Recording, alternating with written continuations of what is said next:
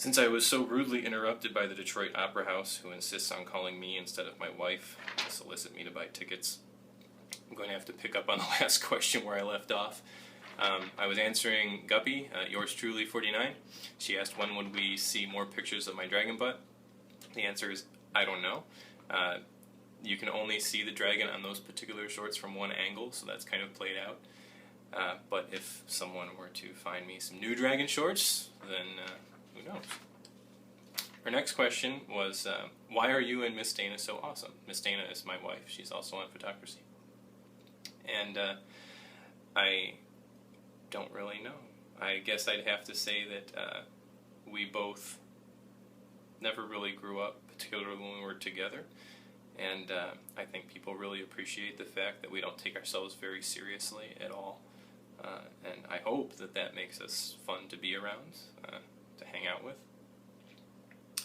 And then her last question, if you were stuck in a doorless, windowless room with two angry pandas, what would your course of action be? I would hug them and squeeze them and call them George. Blizztacular asks, what do I do with these strap things?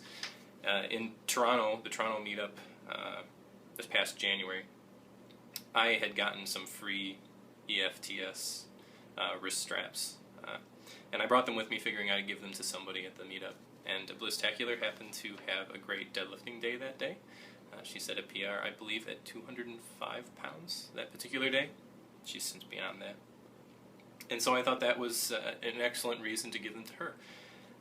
So she has them, but really that's not what they're for. They're actually an anti-theft device, you know, kind of like those handcuffs that you see attached to briefcases. Put it around your wrist, wrap the handle around or wrap it around the handle of your purse, and then you don't have to worry about anybody purse snatching.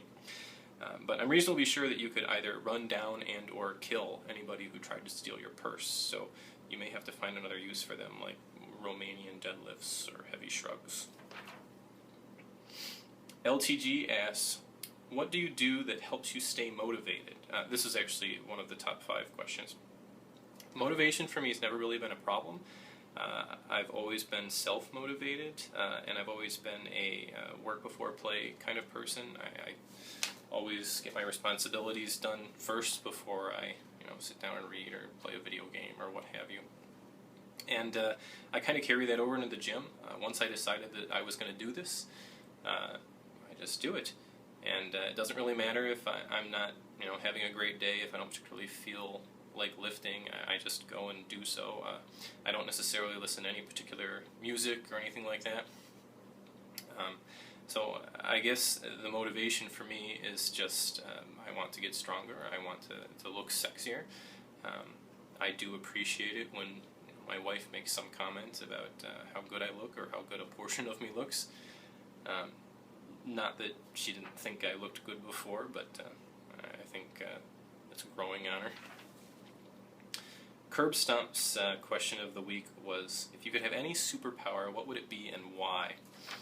And Hiisha's answer to this was teleportation, but I think I'd actually rather just be able to fly, for partially the same reason, just to get from point A to point B. And I just think that that would be really cool. I suppose you could kind of do that with teleportation as well, but I think pretty much everybody would enjoy being able to fly. That's like the classic dream that everybody has. Miss Chatterbox's question was, least favorite exercise or lift that you're still willing to do despite hating it? Originally when I read this, all I saw was lift, and for me that would be the bench press.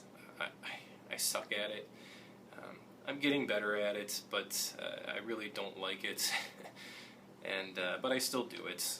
I'm not even really sure why, because the bench press to me has no practical application, unlike deadlifts or squats or even overhead pressing.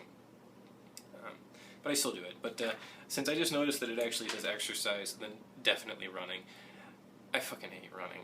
I don't really like doing any kind of cardio. I mean, I'll tolerate like going for a bike ride, especially if my wife and I are going to ride somewhere, something like that, or I'll go swimming for a while. But I don't usually do those. If I'm going to do cardio, I do usually go running, and typically it's because I'm getting ready for an adventure run. I've done a couple of them now. I really like them, and I'm going to continue doing them. But I even just ran this past Sunday for no good reason, and that kind of worries me.